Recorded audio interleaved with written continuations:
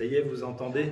Et de manière à ce que vous ne puissiez pas louper votre poulet rôti ou votre rôti dans le four, je voudrais savoir, parce que la dernière fois que j'ai prêché, l'estrade était là, ça bouge ici, hein, vraiment, ça bouge énormément, les choses changent de place. Et est-ce qu'il y a encore une horloge ici, ou alors c'est comme dans le ciel, il n'y a plus d'heure, quoi. Voilà. Donc je me tourne vers le président et je lui demande à quelle heure je dois m'arrêter. D'accord. Voilà. Ravi de te voir, Nelly. Ça fait vraiment plaisir. Ça fait longtemps qu'on ne s'est pas vu. Peut-être qu'il y a encore d'autres. Et c'est vrai, on a nos masques, c'est pas toujours simple. Merci, John. Je suis allé aux États-Unis, comme je disais à John, il y a 1 an. Et j'ai appris à vraiment découvrir. Nous, les Français, on dit les Américains, hein, souvent. Et j'ai vraiment trouvé des personnes comme John, remplies d'amour, remplies d'attention. Si vous avez une idée des Américains, elle n'est peut-être pas bonne, vous voyez. Donc, je vous invite vraiment, quel que soit votre âge, à aller faire un séjour là-bas. Et vraiment, ils nous ont couverts de bénédictions, couverts de grâce. On est allé dans un endroit où les grands prédicateurs, où les prédicateurs ne vont pas, vous voyez, où les pasteurs ne vont pas. On est allé dans, je ne sais pas, est-ce que c'est le nord, le nord-est? Oui, le Midwest. Le Midwest. On est allé dans l'Ohio, on est allé jusqu'à Cleveland, après on est redescendu à Saint-Louis, et puis on s'est arrêté à Springfield. Après on est allé à Kansas City, à la maison de prière. Il y a des gens dans cette maison de prière qui, nuit et jour, prient, se relaient. Et quand vous rentrez dans ce lieu, vous n'avez pas envie d'en ressortir. Tellement c'est baigné par l'onction de Dieu. Et puis ensuite, on est allé à Des Moines rencontrer les fondateurs d'Instay. Et vraiment, c'était... et quand on a pris l'avion et quand on est arrivé en France, c'était plus le même décor parce qu'on a vu tout le monde avec des masques, nous on n'en avait pas, c'était le Covid. Donc on a réussi à rentrer chez nous et peut-être une semaine après, eh bien on s'enfermait tous, vous voyez. Ça fait drôle, hein, vous atterrissez des États-Unis, puis une semaine après, vous... Ce matin, donc, mon épouse a eu la gentillesse de m'accompagner. Et puis on a Léa et Florent, voilà. Mon gendre aussi. Donc vous avez entendu que Raphaël est un des gendres. Et donc, je suis heureux d'être parmi vous. On va mettre déjà une première... on va afficher Johanna, on va travailler avec moi. Merci Johanna d'être là. Winston Churchill, excusez-moi pour mon anglais, hein. Un personnage, moi je dis souvent, heureusement qu'il était là, pour nous libérer des Allemands. Voilà, c'est ma vue de l'histoire. C'est un homme qui a un charisme. Il y avait des bonnes choses et il y avait des mauvaises choses, comme chez moi, comme chez vous, d'accord? Il a été élevé par une protestante, celle qui a été sa nourrice, parce que ses parents se sont très peu occupés de lui, pour ainsi dire pas du tout. Il avait un père qui était...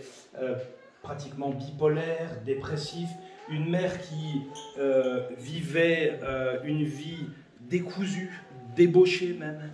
Et Churchill donc a été éduqué, élevé par une protestante qui lui a donné des valeurs chrétiennes. Et il dit, il est une bonne chose de lire des livres de citations, car les citations, lorsqu'elles sont gravées dans la mémoire, vous donnent de bonnes pensées. Par exemple, il y a une citation qui est intéressante d'un homme qui s'appelle John Maxwell, qui dit « Ton attitude plus que ton aptitude détermine ton altitude ».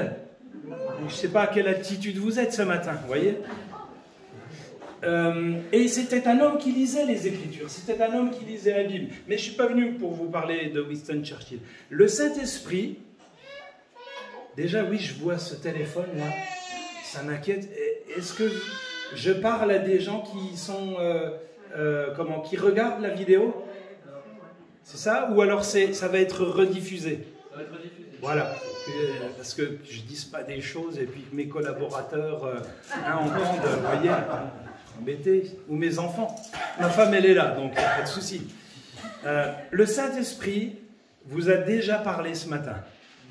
Et je pense qu'il n'a pas parlé à une seule personne, mais au travers de la voix de notre frère Alberto, que je connais depuis 40 ans. Eh bien, Alberto a eu une parole ce matin pour des personnes qui avaient des difficultés dans leurs pensées. Et mon message ce matin, c'est, eh bien, affermir nos pensées. Ça veut dire que la personne qui a eu la prophétie ce matin, eh bien, Dieu lui donne encore, je dirais, la possibilité de voir au travers du culte toutes les paroles de la Bible qui sont sur les pensées. Lorsque je suis allé aux États-Unis, eh bien, nous avions un jour un rassemblement avec quelques pasteurs. Et le soir, Dieu m'a mis sur le cœur un verset. C'est le verset, vous savez, du fils de la Sunamite qui vient vers sa mère et qui lui dit « Ma tête, ma tête !» Et vous savez, souvent, nos pensées, elles nous font dire comme le fils de la Sunamite « Ma tête, ma tête !» Et le lendemain, nous étions avec des pasteurs et Dieu me dit voilà, tu vas parler à un des pasteurs et tu vas lui citer ce verset-là. Moi, je me dis, Seigneur, déjà, je ne le connais pas trop. Bon, ce qui me rassure, c'est toi, tu le connais. Mais je ne sais pas trop ce qu'il va dire. Et à un moment donné, je me suis lancé. Ce frère nous a expliqué que la veille, il venait de fermer une église. Donc déjà, sa tête, son église. C'est un apôtre, il avait plusieurs communautés, mais c'était une vraie douleur, parce que pendant des mois, il a cherché à savoir comment il allait maintenir les choses. Et c'est intéressant pour nous. Vous savez, il y avait tellement de raisonnements, il y avait tellement de pensées dans la communauté qu'il n'arrivait plus à, en quelque sorte, comment je pourrais dire, la diriger, la conduire le troupeau. Donc ça veut dire que nous devons être sages avec ce que nous pensons. Nous devons être sages avec nos pensées. Et lorsque j'ai eu fini la lecture de l'évangile de Jean, eh bien je me suis mis à lire la première épître de Pierre et au chapitre 1 de 1 Pierre et au verset 13, je me suis arrêté sur ce verset. C'est pourquoi affermissez vos pensées. Je ne sais pas si Johanna nous a trouvé une drôle de traduction, mais non, c'est pas de sa faute. Hein. Et je vais vous donner. Alors, on va lire pas mal de versets, et vous inquiétez pas, d'accord? Je vous les citerai. Et ça m'a amené à faire cet exercice. Déjà, je suis resté bloqué sur ce verset. Et ça m'a amené à faire cet exercice déjà de se dire, waouh, les pensées. Pendant que je suis en train de vous parler, vous êtes en train de penser toutes sortes de choses sur moi. C'est quoi, par exemple, le t-shirt qu'il a avec son abeille ou son frelon le frère John m'a dit que c'était des frelons d'Amérique. Enfin, voilà. Non, je ne sais pas, mais moi, il paraît que c'est une abeille. Mais, hein. Ou alors, qu'est-ce qu'il nous dit? Il y a toutes sortes de choses qui passent dans notre tête. Il a un drôle d'accent. Et puis sa voiture.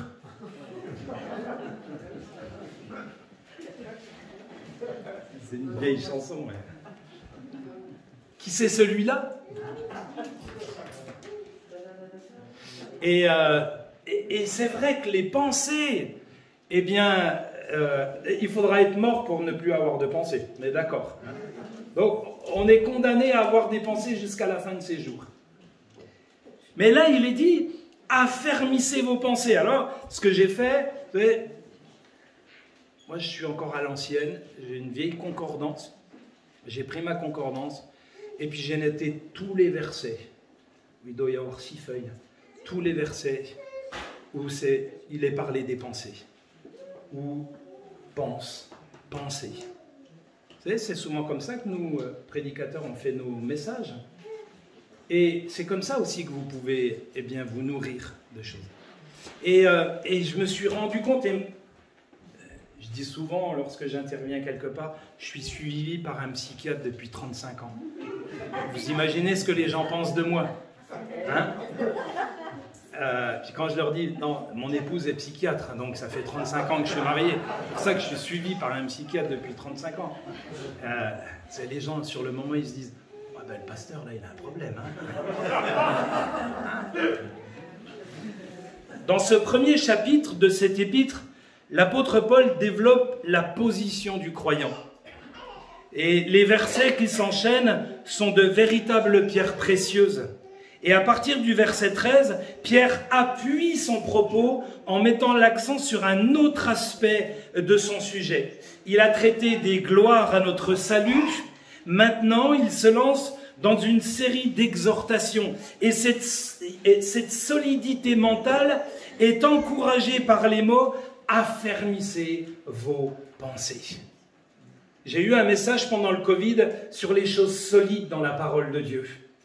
Parce que lorsque le Covid est arrivé, on a rencontré des gens dont on croyait qu'ils étaient solides, mais ils n'étaient pas, dont on pensait qu'ils allaient être solides, mais ils n'étaient pas, et on a trouvé aussi des gens dans les églises qui flanchaient en quelque sorte. Et c'est intéressant aussi, pareil, vous prenez le mot solide et vous allez voir, il y a plein de choses intéressantes. Et la parole de Dieu nous parle de la solidité mentale. Il est important que vous et moi, nous entraînions, nous nous encourageons, nous exhortions nos pensées, notre esprit à avoir une solidité mentale. Affermir, ça vient de sterizo qui veut dire rendre stable, placer fermement, fixer, fortifier, renforcer, rendre ferme, rendre constant. Et c'est une responsabilité qui nous incombe parce que Dieu ne fera pas tout à notre place. On en est conscient de ça. Par contre, il nous est dit qu'il produit en nous le vouloir et le faire dans l'épître aux Philippiens au chapitre 2 au verset 13. Et plusieurs fois le mot affermir ou affermissez revient dans la parole de Dieu. Affermissez vos cœurs dans Jacques chapitre 5 verset 8. Affermissez les genoux dans Ésaïe 35 verset 3. S'affermir pour toutes bonnes œuvres de Thessaloniciens 2,17. Les projets s'affermissent par le conseil. Proverbes chapitre 20 verset 18. Et affermir ses pensées. Waouh, quel sujet! Même moi, j'ai du mal à me dire, mais comment est-ce que je peux affermir mes pensées? Et on va être honnêtes les uns envers les autres, d'accord? Parce que sinon, on s'arrête là. On a tous eu parfois des mauvaises pensées, et on risque d'en avoir encore. On a tous eu parfois des pensées qui vagabondaient, des pensées qui n'étaient pas stables. On a tous eu des pensées qui parfois, on va le dire, ne glorifient pas le Seigneur. Alléluia, il y en a heureusement qui glorifient Dieu. Mais lorsqu'un moustique vient nous piquer, lorsqu'une mouche nous embête, lorsqu'une puce veut nous prendre du sang, qu'est-ce qu'on fait? On a envie que ces insectes s'en aillent. Et lorsque des pensées viennent, il est important que nous puissions avoir la même agressivité, en quelque sorte, la même réaction, pour que ces pensées, qui, reprenons une expression peut-être ancienne, ne sont pas à la gloire de Dieu, hein, une expression ancienne, mais on a envie qu'elles disparaissent et qu'elles fassent place à de bonnes pensées. Le mécanisme de la pensée, le comprendre, le démasquer, s'en émanciper. Nos pensées nous dirigent, elles nous amènent à adopter certaines attitudes et à prendre des décisions.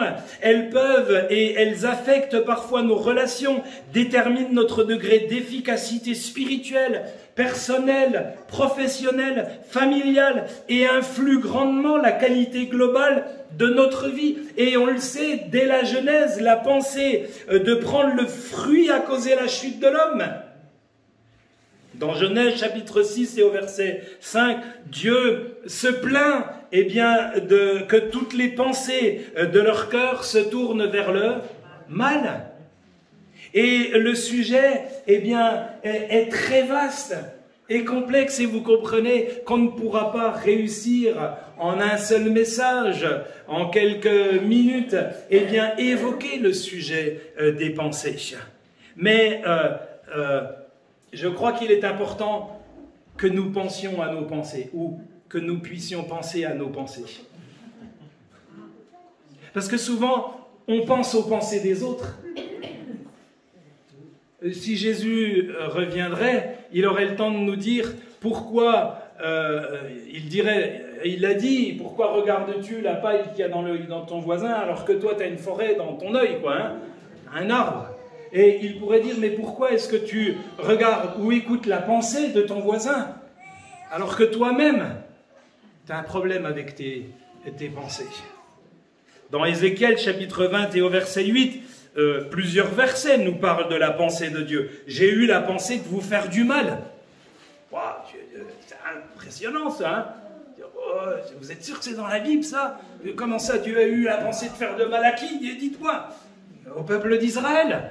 Mais néanmoins, c'est surtout ce verset-là qui est aussi important, j'ai agi par égard pour mon nom, c'est-à-dire il ne leur a pas fait du mal.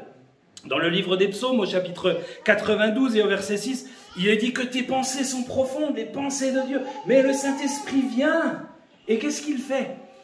Il sonde les pensées de Dieu, il nous les révèle, amen.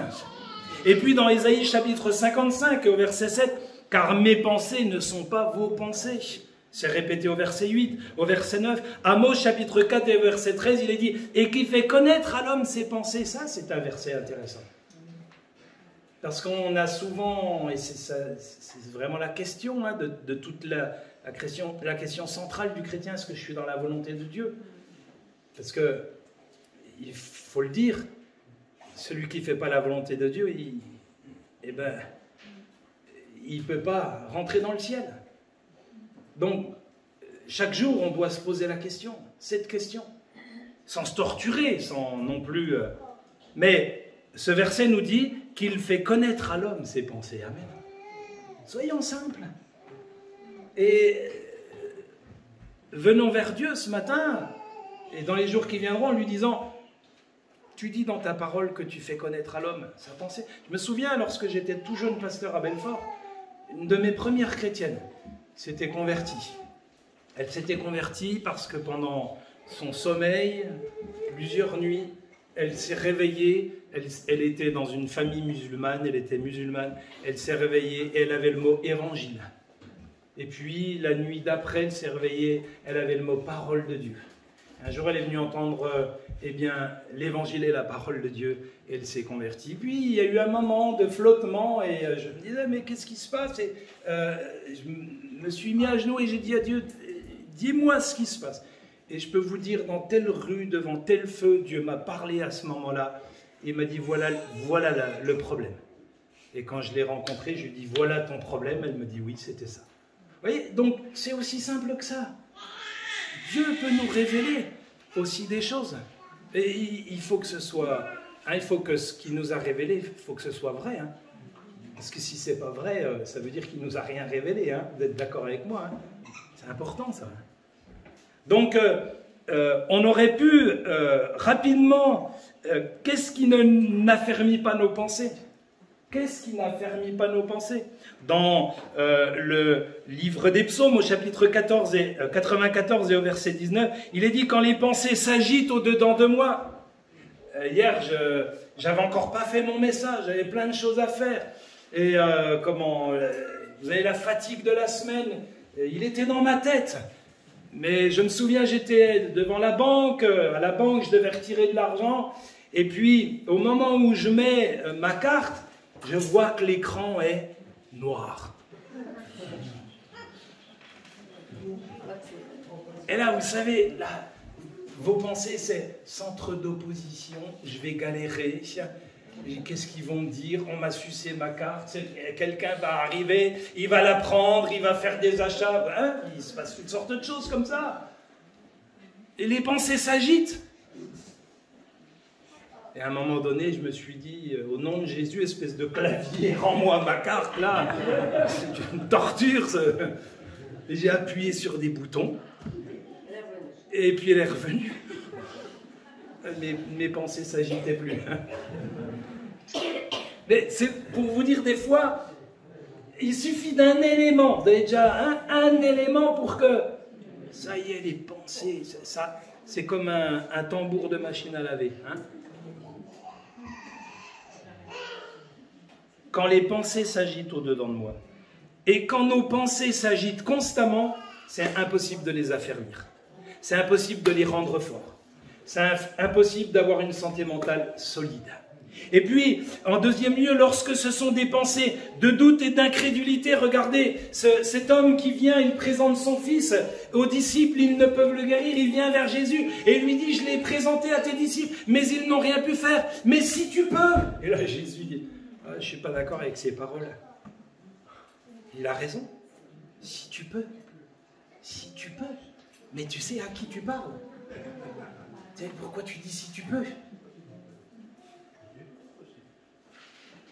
Et cet homme, il lui dit, mais tout est possible à celui qui croit. Et cet homme dit, viens au secours de mon incrédulité. Il ramène sa pensée. Et il se fixe sur Jésus. Il fixe sa pensée sur ce que Jésus est en train de lui dire. Pourquoi?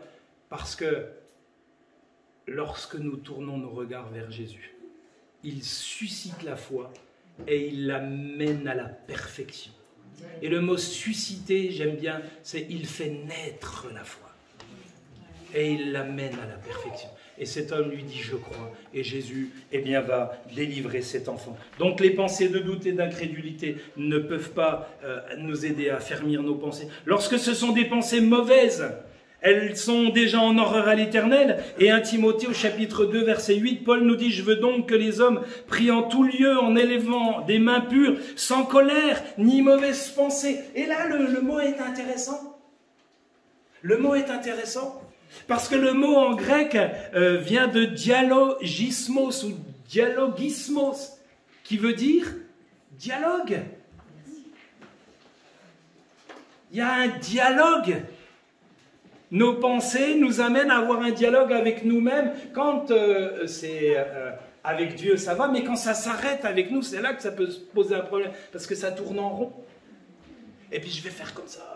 Et puis si je fais comme ça, qu'est-ce que mon patron il va dire? Et puis si je fais comme ça, qu'est-ce que le pasteur il va dire? Et puis qu'est-ce que la femme du pasteur va dire? Et puis qu'est-ce que mon mari va dire? Puis non, puis finalement je ne vais pas faire comme ça. Parce que... Hein, mais si on arrivait à dérouler tout ça, ça serait terrible. Il ne faudrait pas un psychiatre, il nous en faudrait 10 ou 100 par personne, vous voyez? Dialogismos sont les pensées de l'homme délibérant avec lui-même. Les raisonnements intérieurs. Et dans Luc chapitre 6 et au verset 8, vous avez un homme qui est dans la synagogue, il a la main sèche, et vous avez les pharisiens et les scribes qui sont là, et ils ont un dialogismos. Ils ont un raisonnement intérieur. Ils se disent, si il guérit cet homme à la main sèche aujourd'hui, c'est un blasphémateur. C'est un imposteur. Parce qu'il va sortir du cadre de la loi. Et Jésus, connaissant leurs pensées, leur dialogismos, va leur dire, ou va dire à l'homme qui a la main sèche, lève-toi et tiens-toi au milieu. Et Jésus va leur dire, qu'est-ce qu'il est le plus aisé de dire?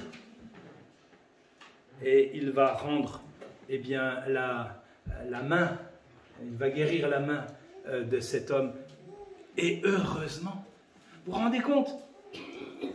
Ça veut dire que Jésus aurait préféré les raisonnements, les dialogues de ces hommes religieux plutôt que la guérison de cet homme. Et puis, vous avez la pensée de se glorifier, qui n'affermit pas nos pensées, la pensée orgueilleuse, la pensée humaine, la pensée charnelle, les pensées impures, marcher au gré de ces pensées dans Ésaïe chapitre 66 et au verset 2, mais venons à ce qui va affermir nos pensées. Qu'est-ce qui peut affermir vos pensées? Oh, il y a plein de choses, mais on va en voir rapidement quelques-unes. Déjà, il nous est dit dans Ésaïe chapitre 43 et au verset 18, « Ne pensez plus aux événements passés et ne considérez plus ce qui est ancien. Voici, je vais faire une chose nouvelle. » Amen. Ne pensez plus aux événements passés. Avoir une pensée renouvelée. Une pensée qui se porte, qui se fixe sur l'avenir. Amen.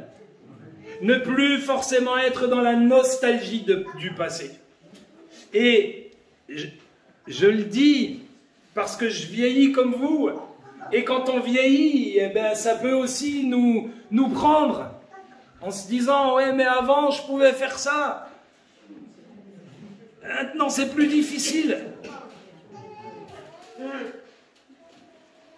Et c'est vrai, c'est pas toujours simple. Mais faisons ce qu'on peut faire, pratiquons, parce que quand même, moi je me dis, il y a un verset qui dit que nous avons été appelés pour répondre aux œuvres que Dieu a préparées d'avance afin que nous les pratiquions. Ça veut dire, alors à ce moment-là, le verset, après 50 ans, c'est fini, il n'y a plus d'œuvre pour personne. Ah non, ça ne peut pas aller, ça. Ta carrière, c'est quand tu te convertis jusqu'à 50 ans et après... Mais non, au contraire. Et des gens, ils ont fait des grandes choses après leurs 50 ans, après leurs 40, après leurs 30, après leurs 70 ans. Amen. Amen. Mais c'est en fonction de ce qu'il y a dans notre pensée. Si je vais affermir mes pensées, et si ma pensée va être constamment renouvelée, si elle va se porter vers l'avenir, parce que Dieu a un avenir pour chacun d'entre nous, quel que soit l'âge qu'on a, amen. Et même au soir, ou au matin, ou au midi de ma mort, il y a encore un avenir. Pourquoi? Parce que je vais dans l'éternité avec Dieu, amen. Et là, ça sera d'autres pensées encore, amen. Amen. Avoir une pensée renouvelée, fraîche, nouvelle, l'eau vive doit couler dans nos pensées. Une deuxième chose pour affermir nos pensées, des pensées de foi et mettre mes pensées dans la foi. Amen. On sait encore ce que c'est que la foi? Oui? Les gens à Vesoul, ils ont la foi? Amen. Mais oui, la foi vient de ce que l'on entend et ce que l'on entend, c'est la parole de Dieu. Et vous avez l'exemple de la femme à la perte de sang qui se disait en elle-même, regardez, dialogimos, si seulement je puis toucher le bord de son vêtement, je serai guéri. Ça, c'est un bon dialogue, amen. Parce que c'est un dialogue de foi, ce sont des pensées de foi. Et au moment où elle touche le vêtement du Seigneur, elle est instantanément guérie de son mal, amen.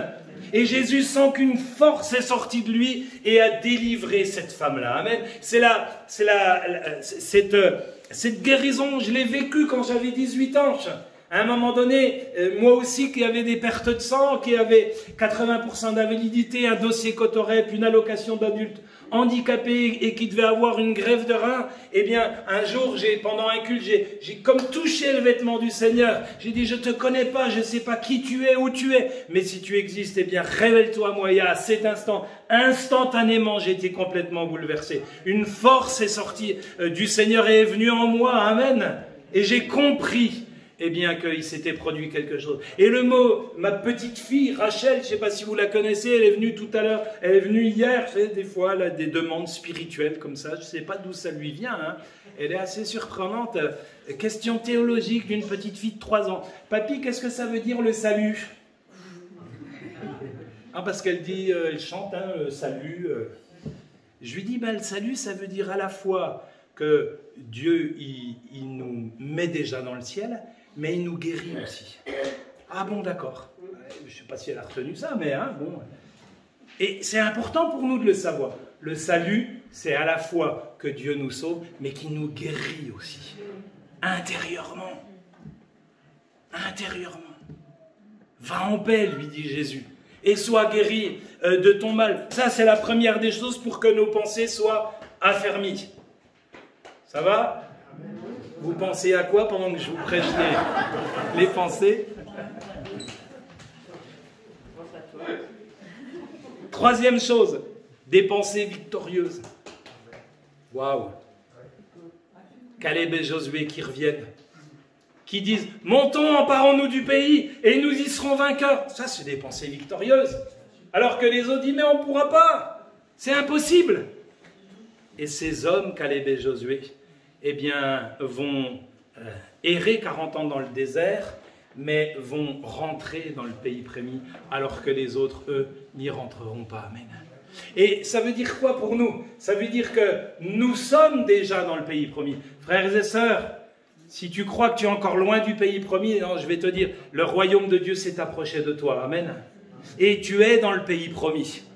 Tu es dans le pays promis. Et lorsque Dieu veut que tu prennes quelque chose, si tu dois affermir tes pensées ou affermir autre chose, eh bien il te suffit de dire aussi, montons, emparons-nous du pays promis. Amen. C'est-à-dire que emparons-nous des gloires dont l'apôtre Pierre parle dans le chapitre 1er, qui nous sont données pour vivre notre vie chrétienne. Amen.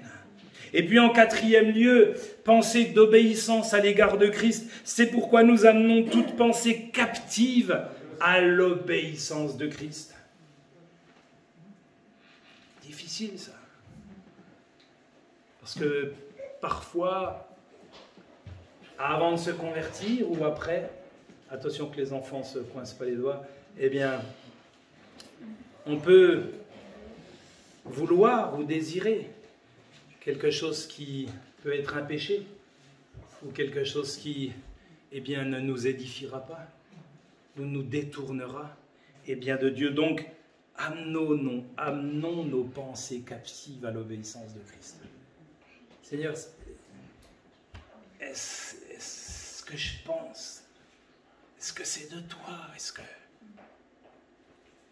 On est tous pareils, hein? On se pose des questions, on s'interroge, heureusement. Heureusement. Et puis, avoir la pensée de Christ, Paul dira aux Corinthiens, je n'ai pas eu d'autre pensée que Christ crucifié, mais il dira, nous avons la pensée de Christ dans 1 Corinthiens chapitre 2 et au verset 16. Ça va, Johanna, t'as pas des mauvaises pensées envers moi parce que je vais vite. Et puis en sixième lieu, des pensées avec et dans la paix de Dieu. Pourquoi? Parce qu'il est dit, et la paix de Dieu qui surpasse toute intelligence gardera vos cœurs et vos pensées en Jésus-Christ. Philippiens chapitre 4 et au verset 7. Amen. La paix de Dieu.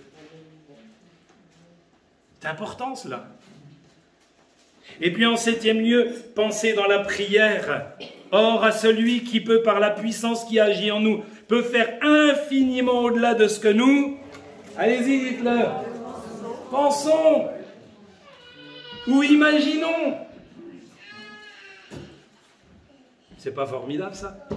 Heureusement que Dieu fait au-delà de ce qu'on pense. Je me souviens lorsque ma fille Léa était petite, elle était allée chercher quelqu'un avec une chrétienne quand on était à Belfort. Et elle a glissé ou elle s'est prise dans un tapis de porte d'entrée d'HLM, c'est ça? Elle a son masque, vous le... Ah non, elle n'a pas son... Hein.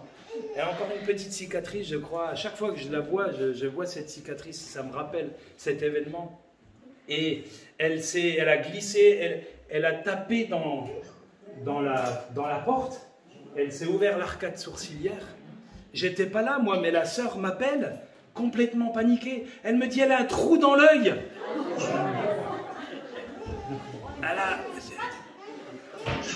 Là, vous dites, ça y est, ma fille est borgne. Ça y est, ma fille est borgne. Mais je vous assure, ça vous est jamais arrivé. Vous êtes là au téléphone, puis on vous annonce quelque chose, et ça fait drôle. Et je voyais la sœur, elle était complètement paniquée parce que ça devait saigner. Et je lui ai dit, écoute, on va prier. Et du coup, elle a raccroché. Et là, il s'est passé un miracle. Il y a quelqu'un qui est venu. Quelqu'un qui leur a dit, je suis un pasteur. C'est ça, hein? Je suis un pasteur. Qui l'a emmené à l'hôpital. Pourtant, moi qui étais à l'époque, comme aujourd'hui, eh bien, délégué départemental du CNEF, à l'époque c'était président de l'Alliance évangélique, je n'ai jamais entendu parler de ce pasteur et je ne l'ai jamais vu. Il n'est jamais venu me voir en me disant « j'ai jamais pu le remercier, j'ai pu que le bénir ». Voilà. Mais je ne connais pas son visage, rien du tout. J'ai toujours pensé que c'était un ange. Voilà. Mais je me suis dit, la sœur, elle était tellement paniquée. Mais dans ces moments-là, les pensées que vous pouvez avoir. Et je voudrais finir et conclure avec 2 exemples. Vous avez un homme qui s'appelle Achitophel le Gilonite, qui est un conseiller de David, dans 2 Samuel 15, verset 12, père de l'un des vaillants hommes de David, de Samuel 23, 34. Vraisemblablement, il est le grand-père de Bathsheba, de Samuel 11, 3, de Samuel 23, 34. Son jugement était si infaillible que ses conseils étaient comme des oracles de Dieu. Et il est dit dans les Écritures qu'on l'écoutait comme étant le conseil de Dieu. Et pourtant, il va aider Absalom dans sa révolte contre David, son père, et roi d'Israël et de Juda. Absalom, du coup, est le Judas de l'Ancien Testament, en quelque sorte. David prend Bathsheba en 1035, la révolte est en 1024, et vous avez 11 ans qui séparent.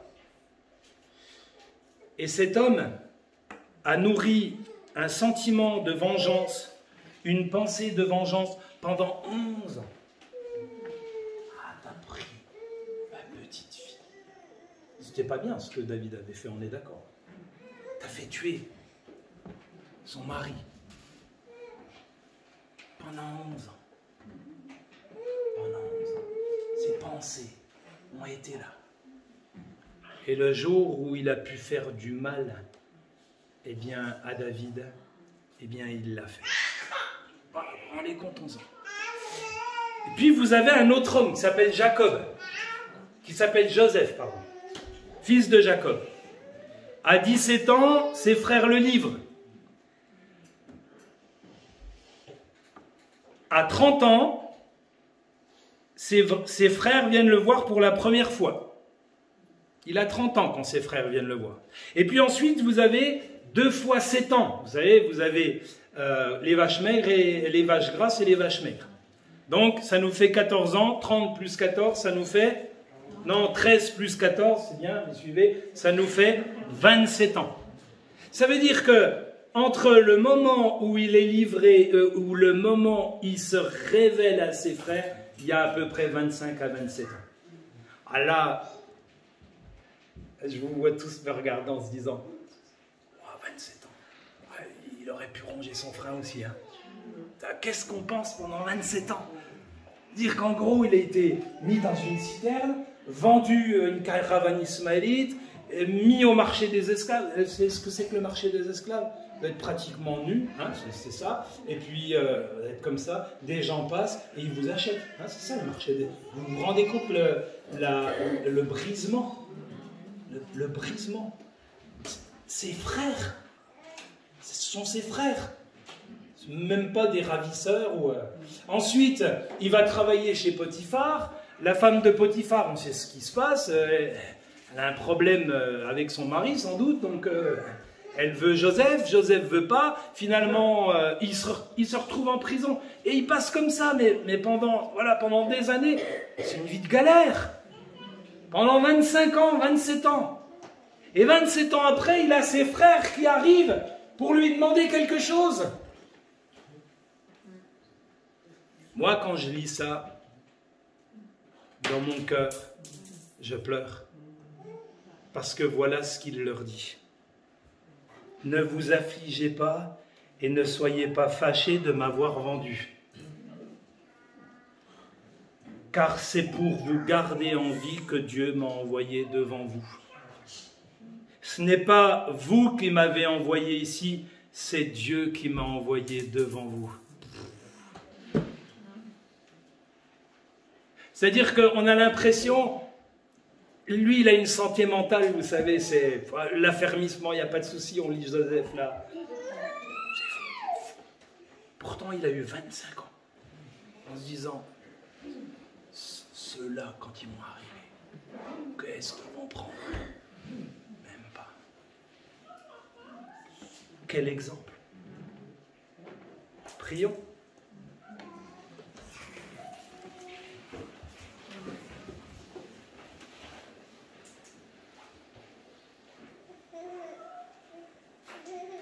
Jésus garde nos pensées.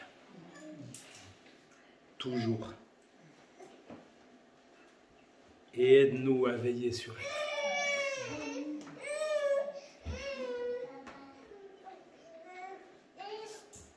Si quelqu'un ce matin a des difficultés avec ses pensées, si quelqu'un ce matin veut faire cette prière, si ce matin nous voulons refaire alliance avec le Seigneur en lui disant « Je veux que tu m'aides à fermir mes pensées ». Je sens que parfois c'est distendu, je sens que je suis peut-être moins vigilant.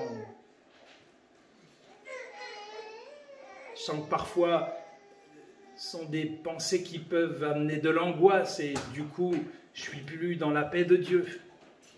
Que sais-je encore? Si quelqu'un ce matin veut faire cette prière, eh bien, qui se lève? Moi, je suis le premier levé parce que je veux que Dieu m'aide dans mes pensées aussi. Amen. Qui se lève et nous prierons ensemble. Amen. Et vous savez, lorsqu'une église eh bien, a des pensées solides, a des pensées stables, a une santé mentale, eh bien, je dirais en bon état, alors elle ne peut qu'avoir un impact dans la ville. Amen. Et dans la région.